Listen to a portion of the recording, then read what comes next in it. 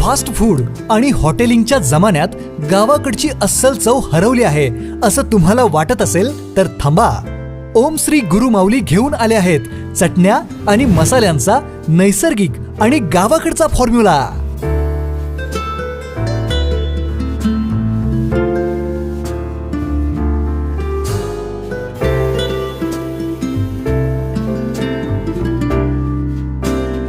लाकडी घाण्यावरील तेल वापरून देशी मालापासून बनवलेल्या विटा गोल्ड स्पेशल, गावरान स्पेशल, मटन स्पेशल अशा चटण्या आणि मटन मसाला, चिकन मसाला, बिर्याणी मसाला असे अस्सल गावाकडची चव देणारे मसाले.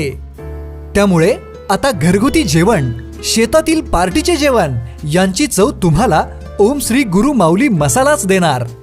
सोबतच खपली गव्हापासून बनवलेल्या विविध स्वादातील शेवया तसेच स्पेशल व्हेज व नॉन व्हेज ग्रेव्ही मिळेल. प्रोप्रायटर खताळ बंधू यांचे ओम श्री गुरु माऊली.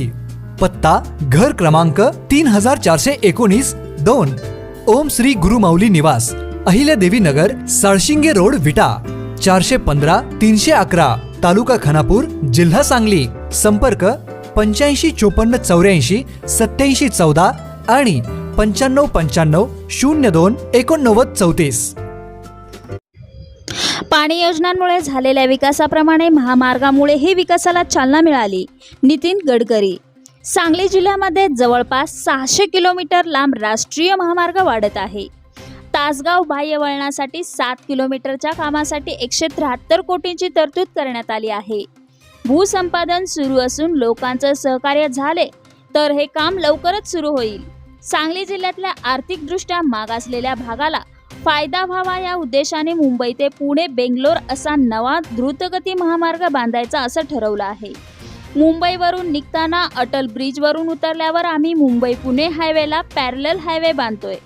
तो पुण्याच्या रिंग रोडला येईल आणि पुण्यावरून पुणे ते बेंगलोर हायवे डायरेक्ट तयार होईल. DPR पूर्ण झालेला आहे. महिन्याभरात 10,000 कोटी रुपयांचं पहिलं काम सुरू होईल. यानंतर 50,000 कोटींचं काम पुढील 6 महिन्यात करण्याचा विचार आहे असे प्रतिपादन केंद्रीय रस्ते वाहतूक व महामार्ग मंत्री नितीन गडकरी यांनी केले आहे.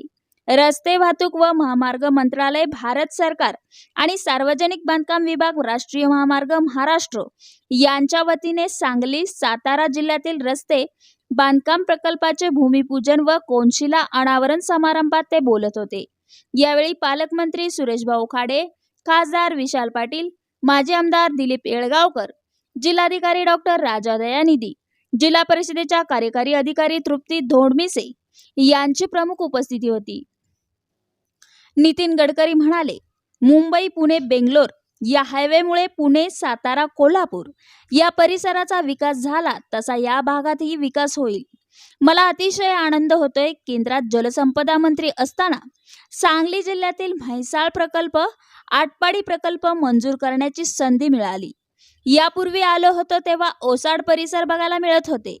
आज हिरवागार परिसर पाहायला मिळाला.